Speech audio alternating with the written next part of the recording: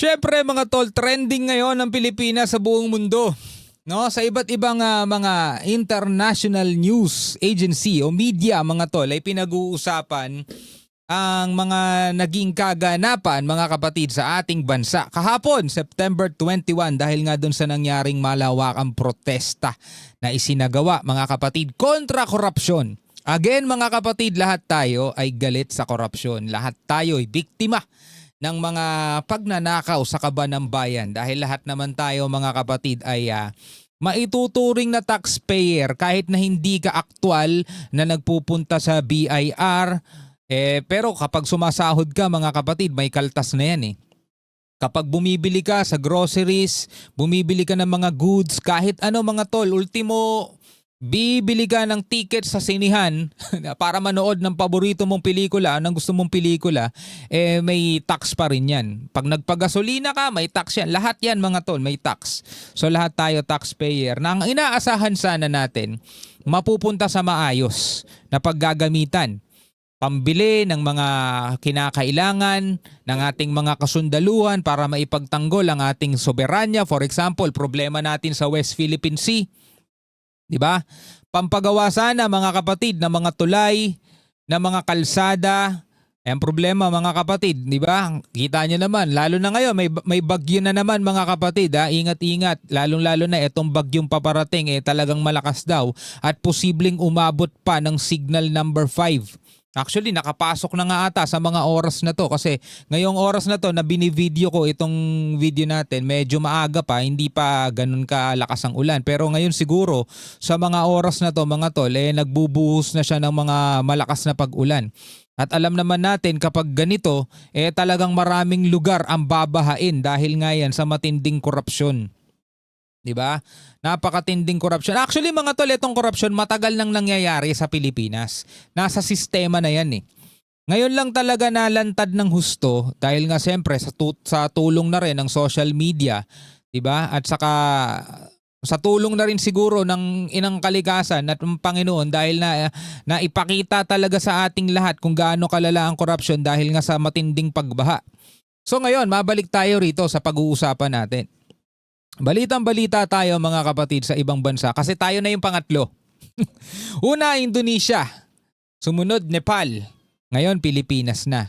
And fortunate tayo lahat mga kapatid kasi hindi naman tayo naging ganon karahas. Kasi mga kapatid sa Indonesia sa Nepal, daming nasawi dun. Sa totoo lang at maraming mga nasirang establishment at mga nasinunog na mga government buildings. No? Pasalamat tayong lahat, hindi tayo umabot sa ganun at hindi tayo tumagal ng ilang araw. Actually, one day lang naman yon, kahapon lang. No?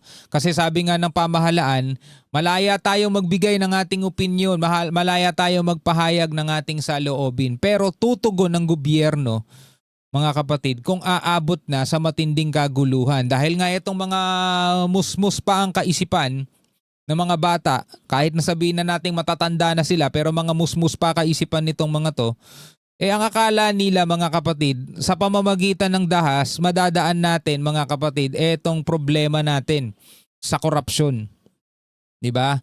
Pag nagkagera nga mga kapatid, yung mga korap dito, magsisiliparan lang ng ibang bansa ano pa kaya yung mga ganitong ginagawa nila? Sinong apektado mga tol? Yung mga ordinaryong tao lang. Bakit? Kasi yung pinapakinabangan nilang kalsada, mga pinapakinabangan nilang for example traffic light, di ba? Na magpapago at magpapa-stop ng traffic, nasira dahil dito sa mga nanggulo. So ngayon panoorin natin itong mga video mula rito sa ibang bansa. Sabi rito, NDTV. Thousands of Filipinos joined marches in Manila and other areas of the country on Sunday protesting against what organizers say is widespread corruption within the government. Naalala ko bigla si De Lima mga tol, nagsisisigaw din Tama na, ganyan na, gagalit din siya mga tol sa corruption. Di ba yung speaker ka-vibes niya yun? Yung speaker isa yun sa mga nasasangkot sa corruption. At saka ang tanong mga tol, kanino kaya siya kampe? Pero malamang ang panawagan niya hindi para sa pagbagsak ng gobyerno. Kasi kapag binabagsak niya gobyerno, ang papalit doon mga tol, yung ayaw na ayaw niyang tao. Ano yun? Duterte. Diba? Kaya malamang yung panawagan ni De Lima, siguro pakikisali na rin, pakikisama na rin mga tol. Ewan natin kung para saan mga tol. Pero panoorin natin to. Isina lang natin yung music. So eto na nga mga kapatid, nakikita natin. Para silang gumagawa ng music video, masaya-masaya sila, naaastigan sila sa sarili nila kasi nga ginagawa nila yung lang ginagawa nila. May mga nakataas na watawat ng Pilipinas, mga tol, na tila baga ang pakiwari nila sa kanilang sarili, para sa bayan to, isa na akong bayani. Etong ginagawa ko, ano man ang mangyari sa akin, tandaan nyo, para sa bayan to. Yun kasi yung post nung rapper na iniidolo nila, ano man ang mangyari, tandaan ninyo, para sa bayan to. Okay mga kapatid, tuloy natin. Yung mga kapulisan na gustong panatilihin ng kapayapaan, walang masirang mga establishment, nasaktan mga tol, dito sa ginawa ng mga relista. Meron pa nga dun, dito sa ipinapakita kaninang nasusunog na gulong ng isang container truck. May napanood pa ako dyan, yung mga nanggugulo rito. Hindi ko sila matawag na reliyiste kasi hindi naman talaga rally na ginagawa nila. Hindi ko rin sila matawag na protester dahil tulad nung nakasulat dito, mga protester din sila. Hindi iba yung ginagawa nila mga tol Diba? Sabi nga nung idol nilang rapper mga tol, mala-purge. Sabing ganun, Ito na nga, nagmamala-purge na nga ang nangyayari mga tol, Well, alam naman natin na hindi rin inutos siguro nung rapper na yun, Pero syempre mga kabataan to mga tol, alam na nating mga mapupusok ang utak nitong mga to. Diba? So alam ko dito sa bandang to mga kapatid, meron sila dyang hinilang motor Motor daw ng pulis yun Personal property, private property yun ng pulis. Personal na gamit ng pulis. Di natin alam kung bayad niya na yun o hinuhulugan niya pa, pero hinila ng mga nanggugulo at sinunog nila rito mga tol. O tanong, para sa bayan pa rin ba yun? Comment kayo mga tol. So ito yung ginagawa nila Yan, yung mga pulis natin nakatakip dahil binabato sila. Habang nagsusunog, scandal involves lawmakers, officials, and business people. Diba? Yung mga mayayaman na yon, yung mga negosyante at saka yung mga lawmakers, mga tol, nasa loob ng bahay yon, nanonood sa isang malaking TV screen nila. Pinapanood kung ano yung mga nangyayari dito. Tanong, tatablan pa ba sila ng konsensya? Hindi. Wala nga silang konsensya sa bilyon-bilyong pondong ninakaw nila sa mga flood control Wala silang pakialam mga tol na kahit maraming mga tao ang maaapektuhan dahil sa matinding pagbaha. Alam nyo mga tol, scheme nila yun Bakit? Kasi imagine nyo kung bakit ko sinabing scheme nila yun. Yung pera para sana mga tol sa pondo ng pagpapagawa ng mga flood control project, binulsan nila. Siyempre ang tendency nun babaha. Kapag babaha mga kapatid, magpapakita sila at mamimigay ng ayuda, relief. At ipapakita nila sa taong bayan na concerned sila. Papakita nila sa taong bayan na may malasakit sila, tutulong sila, mamimigay ng mga groceries, bigas, tulong. Pero hindi alam ng mga tao, sila yung pinakaugat kung bakit bumabaha in the first place.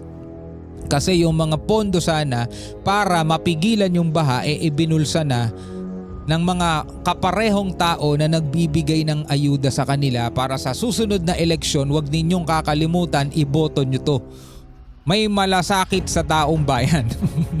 Diba? Scheme.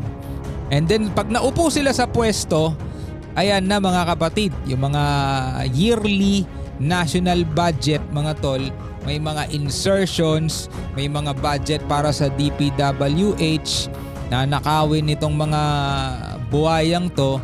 Tapos kapag bumuhos na naman ng malakas na pag-ulan, dahil taon-taon naman normal na may pumapasok na bagyo at mga pag-ulan babahain na naman ng sambayan ng Pilipino, eto na naman sila magpapakita ng mabubuting gawa. Mamimigay ng mayuda, mabibigay ng relief, mamimigay ng tulong. Tandaan ninyo pangalan niya. Sa susunod na eleksyon, iboto nyo na naman siya. Naku po, ayan na.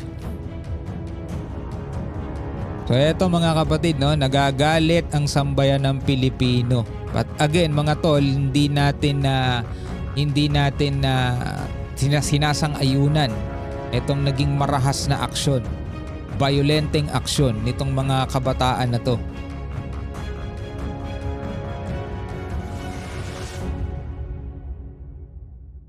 Eto, tingnan nyo tong batang to. Oh. Tingnan nyo yung batang yan mga tol. Oh. Diba? Baka nga yung pambili niya ng damit niya, hindi pa niya pera yun eh. Pera pa ng magulang niya yun eh. Diba? Tingin nyo ba may trabaho na yan, yung batang yan?